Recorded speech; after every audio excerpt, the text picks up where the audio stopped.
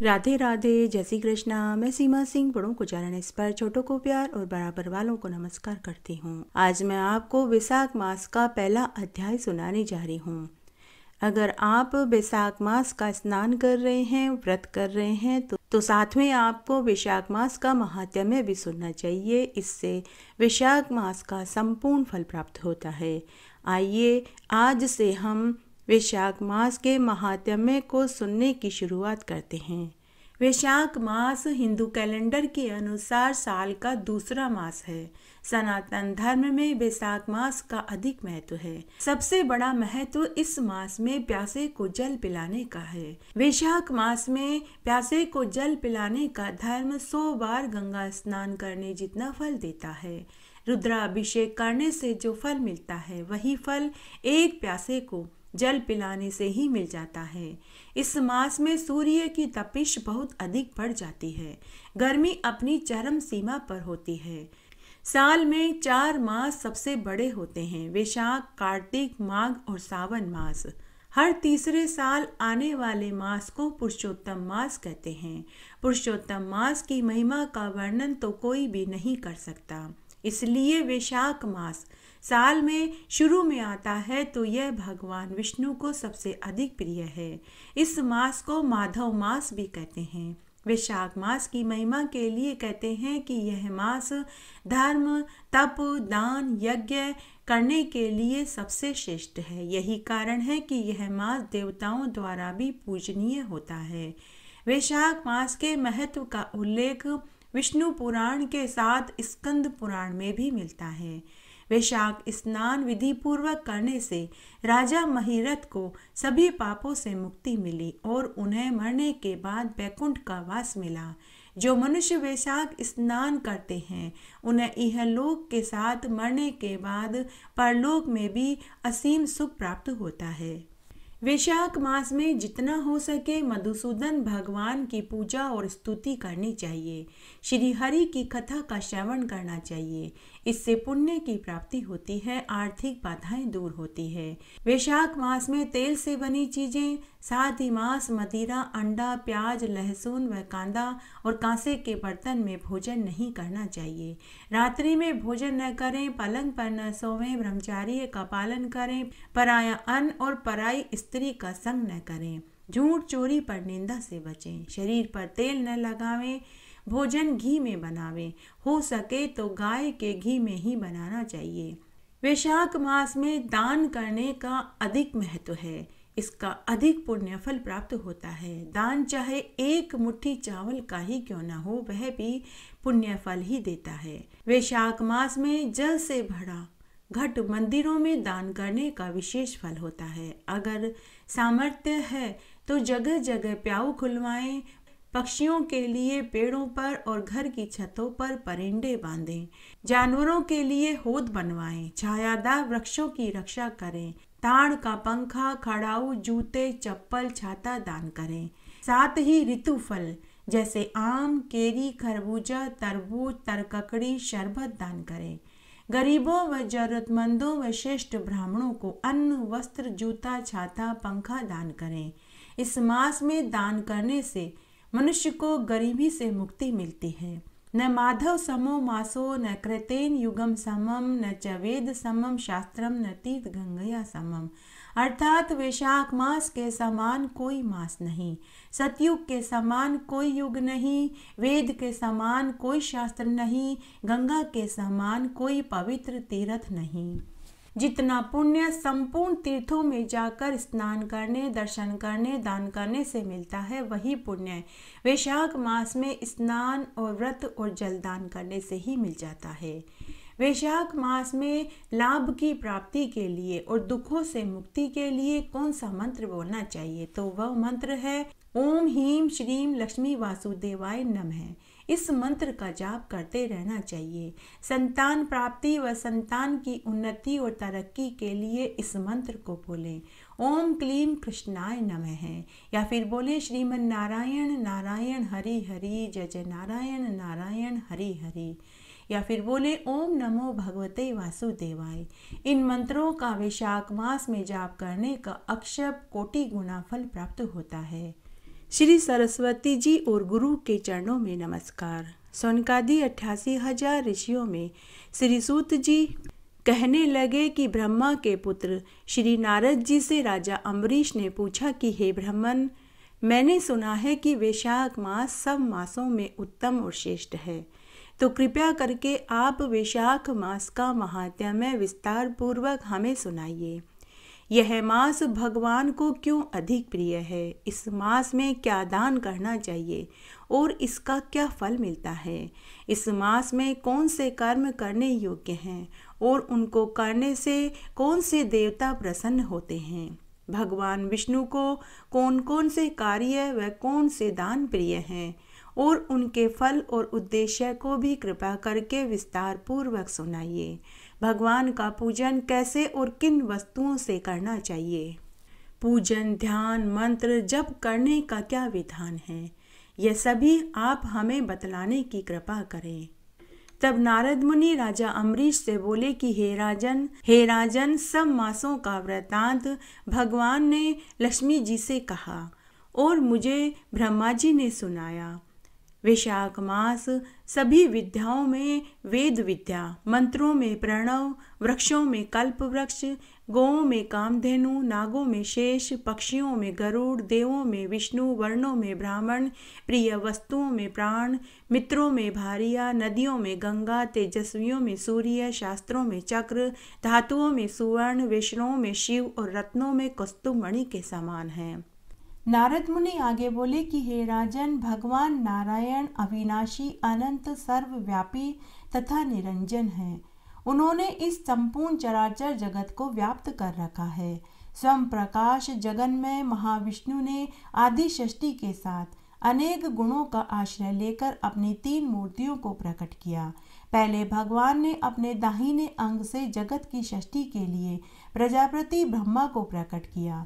फिर अपने मध्य अंग से जगत का संहार करने वाले रुद्र नामधारी शिव को उत्पन्न किया। साथ ही इस जगत का पालन करने के लिए उन्होंने अपने बाएं अंग से अविनाशी भगवान विष्णु को अभिव्यक्त किया। जरा और मृत्यु से रहित उन आदिदेव परमात्मा को कुछ लोग शिव नाम से जानते हैं, कोई सदा सत्य रूप विष्णु कहते हैं, कुछ लोग उन्हें ब्रह्मा कहकर पुकारते हैं। भगवान विष्णु की जो पराशक्ति है वही जगत रूपी कार्य का संपादन करने वाली है। भाव और अभाव दोनों उन्हीं के स्वरूप हैं। वही भाव रूप से विद्या और अभाव रूप से अविद्या कहलाती है। जिस समय यह संसार महाविष्णु से भिन्न प्रतीत होता है, उस समय अविद्या सिद्ध होती है, वही दुख का कारण होती है। इस प्रकार महाविष्णु की महाशक्ति उनसे भिन्न प्रतीत होने पर जन्म, मृत्यु, संसार बंधन को देने वाली होती है। वही यदि अभेद बुद्धि से देखी जाए तो संसार बंधन का नाश करने वाली बन जाती है। यह संपूर्ण चराचर जगत भगवान विष्णु की शक्ति से ही उत्पन्न हुआ है। भगवान विष्णु संपूर्ण जगत में व्याप्त हैं, उसी प्रकार उनकी शक्ति भी व्यापक है। जैसे अंगार में रहने वाली दाह शक्ति अपने आश्रय में व्याप्त होकर स्थित रहती है। कुछ लोग भगवान की उस शक्ति को लक्ष्मी कहते हैं, तो कुछ लोग उन्हें उमा और भारती नाम से जानते हैं। भगवान विष्णु की यह पराशक्ति जगत की सृष्टि करने वाली है। यह व्यक्त और अव्यक्त रूप से संपूर्ण जगत को व्याप्त करके स्थित है। जो भगवान अखिल विश्व की रक्षा करते हैं वे ही परम पुरुष नारायण देव हैं। जिस स्वरूप से भगवान इस जगत की सृष्टि करते हैं उसी का नाम ब्रह्मा है। ये ब्रह्मा जी जिनके नाभि कमल से उत्पन्न हुए हैं, वे ही आनंद स्वरूप परमात्मा विष्णु इस जगत का पालन करते हैं। उससे बढ़कर दूसरा कोई नहीं। वे संपूर्ण जगत के अंतर्यामी आत्मा हैं। समस्त संसार में वे ही व्याप्त हैं। वे सबके साक्षी तथा निरंजन हैं। उन्हीं की शक्ति महामाया है जो जगत की सत्ता का विश्वास धारण कराती है। विश्व की उत्पत्ति का आदिकरण होने से विद्वान पुरुष उन्हें प्रकृति कहते हैं। समस्त यज्ञ करने से जो पुण्य प्राप्त होता है वही पुण्य वैशाख मास में स्नान करने से ही प्राप्त हो जाता है। तुला दान करने से मनुष्य को जो फल प्राप्त होता है वही फल वैशाख मास का मात्र महात्म्य सुनने से ही प्राप्त हो जाता है। यज्ञ, वेदा अध्ययन, दान आदि और समस्त तीर्थों में जाकर स्नान करने से जो पुण्य मिलता है वही पुण्य वैशाख मास में स्नान करने से ही मिल जाता है। अगर यही उपाय वैशाख मास में स्नान, दान, पूजन, ध्यान, मौन, जप करें तो विष्णु भगवान तुरंत प्रसन्न हो जाते हैं। अन्य मासों में ये उपाय करने पर मन वांछित फल नहीं मिलता। जो मनुष्य वैशाख मास में भक्ति परायण होकर वैशाख मास में स्नान करते हैं, व्रत करते हैं, उनके पुण्य फल का वर्णन तो कोटि देवता भी कहने में असमर्थ हैं। जो मनुष्य वैशाख मास का व्रत नहीं करते उनको पाप रूप समझना चाहिए। माघ मास की अपेक्षा 100 गुना अधिक फल वैशाख मास में व्रत करने और स्नान करने से ही मिल जाता है। इसीलिए वैशाख मास समस्त मासों में श्रेष्ठ है। जो मनुष्य वैशाख मास में प्रातःकाल उठकर विधि विधान से स्नान करते हैं उनके हृदय में विष्णु भगवान का वास होता है। जो भी वैशाख मास के कथा कहानियों को सुनता है उनकी समस्त मनोकामनाओं को विष्णु भगवान पूरी कर देते हैं। विष्णु भगवान की भक्ति के लिए वैशाख मास सबसे उत्तम मास है। मेष राशि की संक्रांति अर्थात वैशाख मास में जो सूर्य उदय से पहले उठकर स्नान करते हैं उस पर भगवान विष्णु के साथ माता लक्ष्मी जी भी प्रसन्न रहती हैं। वैशाख मास में स्नान करने वाले सब पापों से मुक्त होकर यह लोक के समस्त सुखों को भोगकर मरने के बाद वैकुंठ को पाते हैं। वैशाख मास में सूर्य उदय से पहले जो एक बार स्नान करके या स्नान के निमित्त एक पग भी चलता है तो उनको कई अश्वमेध यज्ञ करने जितना फल मिल जाता है। वैशाख मास में नगर से बाहर थोड़े से जल में भी अगर स्नान कर लिया जाए तो उन्हें यम की यातनाओं का दुख नहीं देखना पड़ता। वे 84 लाख योनियों के फेर से छूट जाते हैं। वे आवागमन के चक्र से मुक्त हो जाते हैं। विष्णु भगवान की आज्ञा से वैशाख मास में सूर्य उदय से 6 घड़ी तक सब तीर्थों के अधिष्ठाता देवता जल के बाहर मनुष्यों के हित के लिए ठहरते हैं। परंतु इस मास तक भी जो स्नान के लिए नहीं आते उनको वे शाप देकर फिर अपने धाम को चले जाते हैं। इसलिए वैशाख मास का स्नान अवश्य करना चाहिए। नारद मुनि राजा अम्बरीश से आगे बोले कि हे राजन, वैशाख मास समस्त पापों की शांति तथा दुष्ट ग्रहों की बाधा का निवारण करने वाला है, दुःस्वप्नों का नाश करने वाला, धर्म सम्मत तथा भोग एवं मोक्ष को देने वाला है। वैशाख मास धर्म, अर्थ, काम एवं मोक्ष का भी कारण है। इसके द्वारा महान फलों की प्राप्ति होती है। यह अपूर्ण पुण्य फल प्रदान करने वाला मास है। महापातकों तथा उपपातकों से युक्त मनुष्य भी अगर वैशाख मास के महात्म्य का श्रवण कर लेता है तो उसकी भी शुद्धि हो जाती है।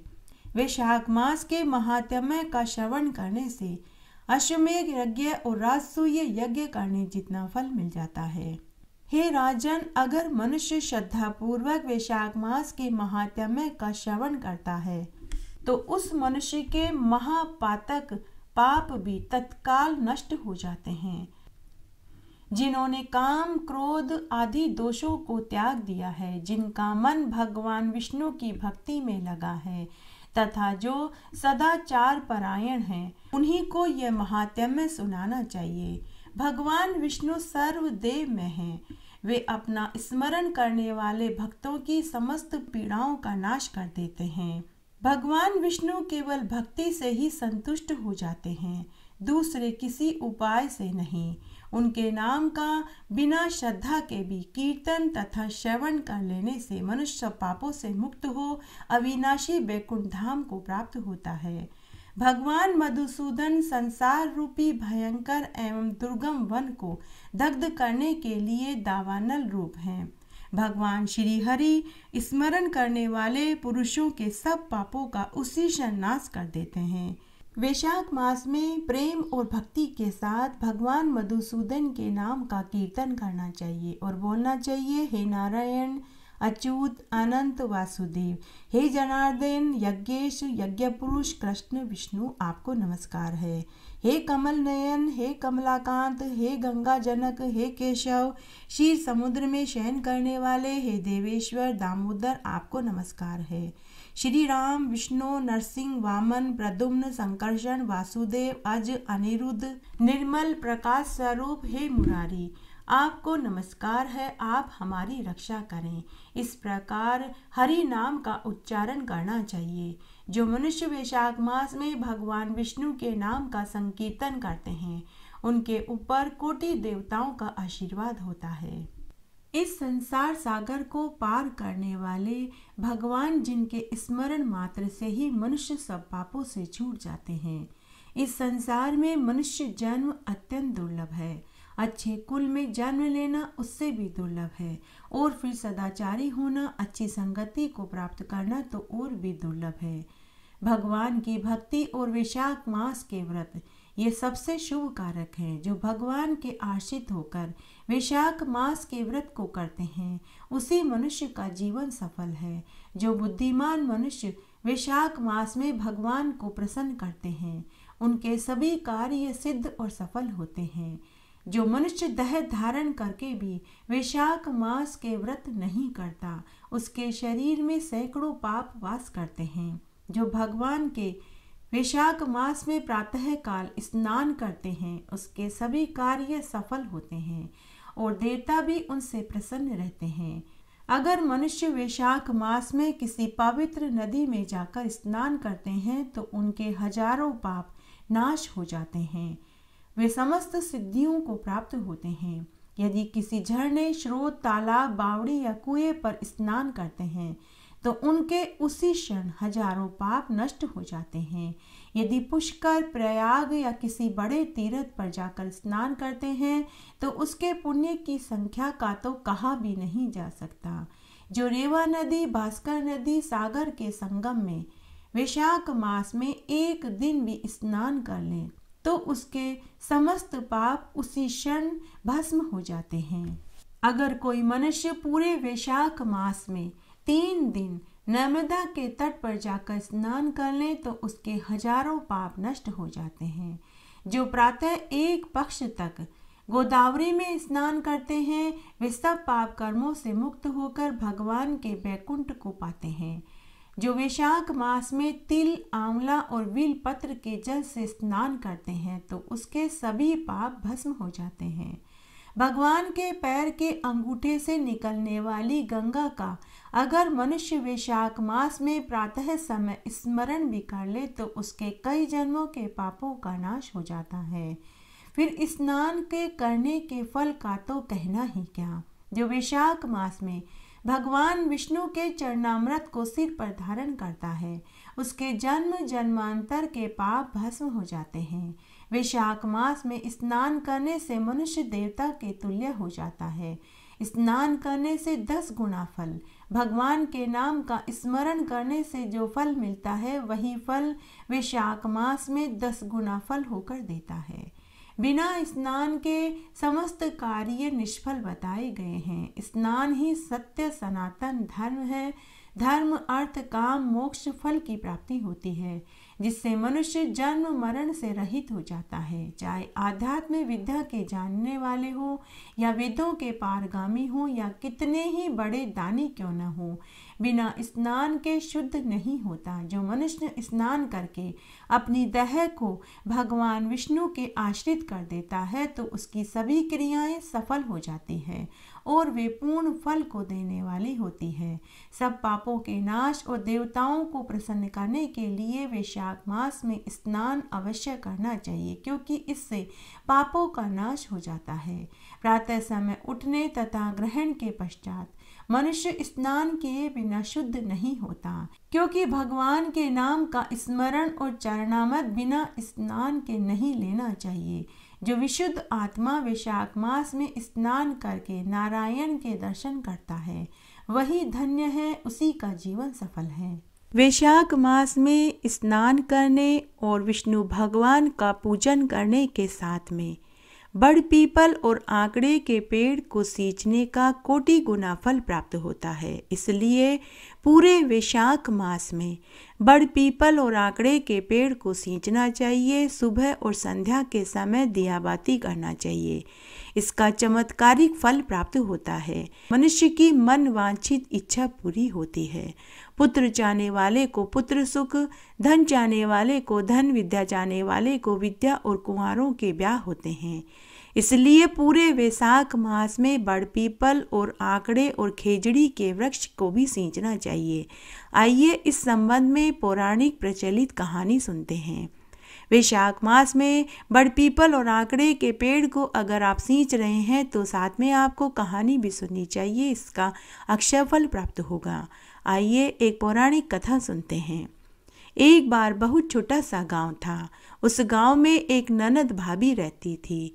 भाभी जहाँ भी जाती थी अपनी ननद को साथ रखती थी, क्योंकि जब उसकी सास मरी तो उसने अपनी बहू से वचन लिया कि मेरी बेटी का अपने बच्चों की तरह ही ध्यान रखना, इसको कभी दुख मत होने देना। इसलिए भाभी अपनी ननद का बहुत ध्यान रखती थी।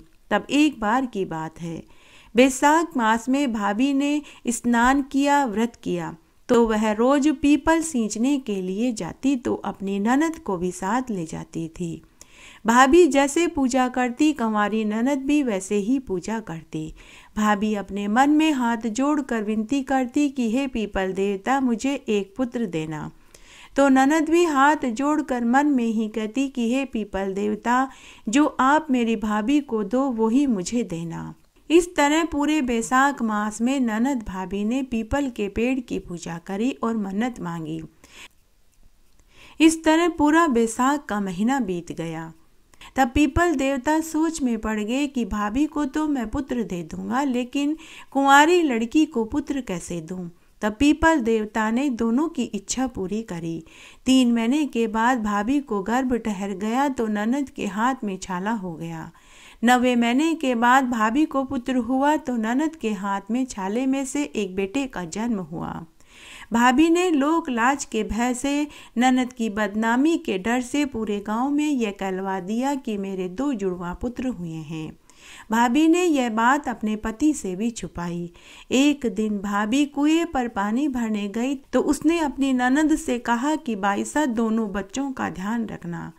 तभी ननद वाला लड़का रोने लगा तो उसने उसे झूले में से उठाकर गोदी में ले लिया और लोरी गाने लगी कि बिना बाप का कान जी, बोल कहाँ से आया जी।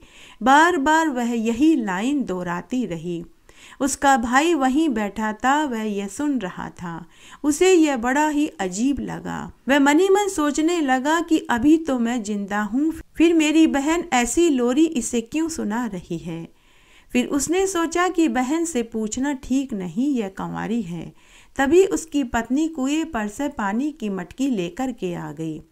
तो पति ने अपनी पत्नी से पूछा कि मेरी बहन दोनों बच्चों को झूला झुला रही थी, तभी हमारा एक बच्चा रोने लगा तो मेरी बहन उसे गोद में लेकर लोरी गा रही थी। और उस लोरी की लाइन इस प्रकार थी, वह कह रही थी कि बिना बाप का कान जी, बोल कहाँ से आया जी, जबकि मैं तो अभी जीवित हूँ। फिर ये ऐसी लोरी इसे क्यों सुना रही थी। पत्नी ने अपने पति को समझाते हुए कहा कि यह बच्ची है, ऐसे ही बोल दिया होगा, आप इसकी बातों पर ध्यान मत दीजिए। जब उसकी पत्नी ऐसे बोल रही थी तो वह अपनी नजरें चुरा रही थी। उसके पति को शक हुआ। उसने अपनी पत्नी को डांटते हुए कहा कि सच सच बताओ क्या बात है। तो उसकी पत्नी की हिम्मत टूट गई। उसने अपने पति को पूरी सच्चाई बता दी। तभी उसके पति ने अपने भांजे को गोद में उठाया और पीपल के पेड़ के पास ले गया और पीपल देवता से बोलने लगा कि हे पीपल देवता, मेरी बहन तो ना समझ थी, जो उसने मांगा वो उसे नहीं मांगना चाहिए था, लेकिन हे पीपल देवता, अब आप अपनी अमानत वापस ले लीजिए। अगर गांव में यह बात फैल गई तो कोई मेरी बहन से ब्याह नहीं करेगा। जग में मेरी और मेरी बहन की हंसी होगी। और वह करुण रुदन करने लगा। उसके करुण रुदन को सुनकर पीपल देवता का हृदय पिघल गया। तभी पीपल के पेड़ के 2 फाड़ हो गए। वह बच्चा उस पेड़ में समा गया और पेड़ वापस जुड़ गया, लेकिन पेड़ के आसपास चबूतरे में बहुत बड़ी दरार हो गई। भाई वापस घर आ गया और वह अपनी बहन के लिए योग्य वर ढूंढने लगा। सुबह जब गांव वालों ने पीपल के पेड़ के पास चबूतरे पर दरार देखी तो सब तरह तरह की बातें करने लगे।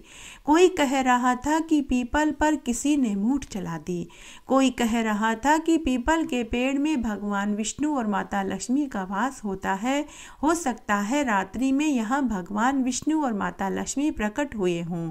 तो कोई कह रहा था कि पीपल के पेड़ में शनिदेव प्रकट हुए होंगे। जितना मुंह उतनी बातें होने लगी। इस तरह समय बीतने लगा, बात आई गई हो गई। गांव के लोग सब बातें भूल गए। इस तरह समय बीतने लगा। तब एक दिन भाई ने घर में होम करवाया, पूरे गांव को भोजन के लिए आमंत्रित किया। होम में आहुति देने के लिए बड़े बड़े पंडितों को बुलाया गया। बड़े बड़े पंडित यज्ञ में आहुति दे रहे थे। घी का पूरा डिब्बा उड़ेल दिया, लेकिन आहुति प्रकट ही नहीं हुई। तब किसी ने कहा कि आपकी कोई बुआ भतीजी या कोई मुंह बोली बहन भांजा हो तो उसे लेकर के आओ। तब भाई ने कहा कि मेरे तो एक ही बहन है और वह घर पर है, और मेरी बहन अभी तक कुंवारी है, तो भांजा कहाँ से आएगा। तब गांव के सरपंच ने कहा कि यह तो बड़ा ही अपशकुन हो रहा है, यज्ञ में से जोत ही नहीं उठ रही है, किसी पंडित महात्मा को बुलाकर के पूछना पड़ेगा। तब गांव के बाहर से वेद शास्त्र के ज्ञाता एक महान पंडित जी को बुलवाया गया और उन्हें पूरी बात बताई गई। वे पंडित जी वेद शास्त्र के महान ज्ञाता थे। उन्होंने अपनी दिव्य दृष्टि से पता लगा लिया और उन्होंने भाई से कहा कि आप अपने भांजे को लेकर आओ, तभी यज्ञ संपूर्ण होगा। तब भाई ने कहा कि मेरे कोई भांजा नहीं है, मेरी बहन तो अभी कुंवारी है, भांजा कहाँ से आएगा। तब उसी पंडित ने कहा कि पीपल देवता ने तुम्हारी बहन को बेटा दिया था, तुम उसी भांजे को लेकर आओ, तभी तुम्हारा यज्ञ पूरा होगा। तब गांव वालों ने भाई से पूरी बात पूछी। तब भाई ने गांव वालों को सच्चाई बताई। तब गांव के लोगों ने भाई से कहा कि बेटा, इसमें शर्मिंदा होने की कोई बात नहीं, पीपल देवता ने तुम्हारी बहन को पुत्र दिया है। यह किस्मत तो किसी विरले की ही होती है, इसलिए हमें तुम्हारे भांजे को लेकर आना चाहिए। तब सभी गांव वाले, सरपंच, पंडित, भाई भाभी और ननद गीत गाते हुए, ढोल नगाड़े बजाते हुए, पीपल देवता के गीत गाते हुए पीपल के पेड़ के पास पहुँचे। तब भाई ने पीपल देवता से अपनी गलती की माफ़ी मांगी और कहा कि हे पीपल देवता, मैंने बदनामी के डर से अपना भांजा आपको सौंप दिया था, लेकिन आज मैं अपने भांजे को आपसे वापस मांगता हूँ। हे पीपल देवता, मुझे मेरा भांजा वापस लौटा दीजिए। तभी वहाँ पीपल के पेड़ के 2 फाड़ हो गए, उसमें से उसका भांजा बाहर आया। उसी समय उसकी बहन के आंचल से दूध की धार उसके बेटे के मुख पर जाकर के गिरी। पूरे गांव वालों ने यह दृश्य देखा। पूरे गांव वालों को यकीन हो गया कि यही उसका पुत्र है। तब सभी धूमधाम से गाजे बाजे के साथ पीपल देवता के गीत गाते हुए भांजे को लेकर घर आए। घर आते ही भांजे ने जैसे ही यज्ञ में आहुति दी तो ज्वाला इतनी ऊंची उठी कि सबको महान आश्चर्य हुआ। तब उस भाई ने पूरी नगरी में यह ढिंढोरा पिटवा दिया कि बैसाख मास में पीपल के पेड़ को सींचना चाहिए और सुबह और शाम दीपक जलाना चाहिए। इससे निर्धन को धन मिले, निसंतानों को संतान सुख मिले, कुंवारों को अच्छा घरवर मिले और बुजुर्गों को मरने के बाद बैकुंठ का वास मिले। उस दिन के बाद सभी लोग बैसाख मास में पीपल के पेड़ को सींचने लगे और दिया बाती करने लगे। घटती हो तो पूरी हो, पूरी हो तो परवान चढ़े, भूले बिसरे नाम तेरे भंडार में भरे। महात्म्य सुनने के बाद हमें कहानी सुननी चाहिए और बाद में आरती बोलनी चाहिए, तभी महात्म्य को सुनने का संपूर्ण फल प्राप्त होता है। आइए अब हम भगवान जगदीश जी की आरती बोलते हैं। ओम जय जगदीश हरे, स्वामी जय जगदीश हरे, भक्त जनों के संकट, दास जनों के संकट क्षण में दूर करे। ओम जय जगदीश हरे। जो ध्यावे फल पावे, दुख बिन से मन का स्वामी, दुख बिन से मन का। सुख संपत्ति घरी आवे, सुख संपत्ति घरी आवे, कष्ट मिटे तन का। ओम जय जगदीश हरे। मात पिता तुम मेरे, शरण गऊँ किसकी स्वामी, शरण गऊँ किसकी। तुम बिन और न दूजा, आस करूँ जिसकी। ओम जय जगदीश हरे। तुम पूर्ण परमात्मा, तुम अंतर्यामी स्वामी, तुम अंतर्यामी। पार ब्रह्म परमेश्वर, तुम सबके स्वामी। ओम जय जगदीश हरे। तुम करुणा के सागर, तुम पालन करता स्वामी, तुम पालन करता। मैं मूरख खल कामी, कृपा करो भरता। ओम जय जगदीश हरे। तुम हो एक अगोचर, सबके प्राणपति स्वामी, सबके प्राणपति। किस विध मिलूं दया में, तुमको मैं कुमति। ओम जय जगदीश हरे।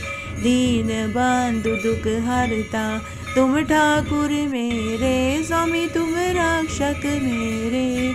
अपने हाथ उठाओ, द्वार पड़ा तेरे। ओम जय जगदीश हरे। विषय विकार मिटाओ, पाप हरो देवा स्वामी, पाप हरो देवा। श्रद्धा भक्ति बढ़ाओ, संतन की सेवा। ओम जय जगदीश हरे। ओम जय जगदीश हरे स्वामी, जय जगदीश हरे। भक्त जनों के संकट, दास जनों के संकट क्षण में दूर करे। ओम जय जगदीश हरे। जय हो जगदीश महाराज की जय।